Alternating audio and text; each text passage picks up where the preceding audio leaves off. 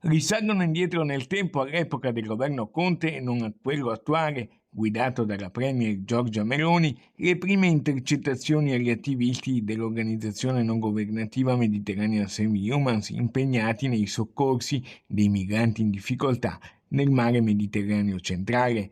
Emergono così nuovi sviluppi importanti sul caso Paragon, che ha visto tra le persone spiate a propria insaputa anche il mestrino Luca Casarini, armatore, e il veneziano Beppe Caccia, cofondatore di Mediterranea.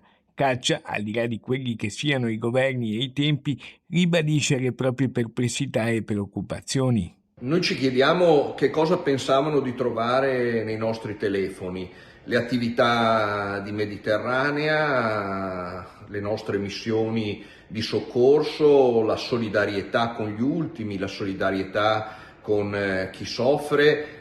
Tutto questo è controllato e monitorato ogni giorno dalle autorità.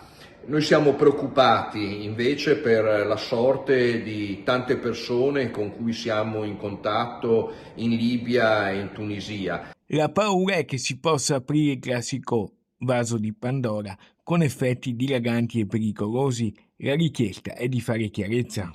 Temiamo che dati sensibili, i loro nomi, i loro volti, i loro indirizzi, gli indirizzi di persone vittime di violazioni dei diritti umani e che sono pronti a testimoniare davanti alla giustizia internazionale contro i criminali responsabili delle torture, delle violenze, degli abusi ai loro danni, noi siamo molto preoccupati per la sorte invece di queste persone.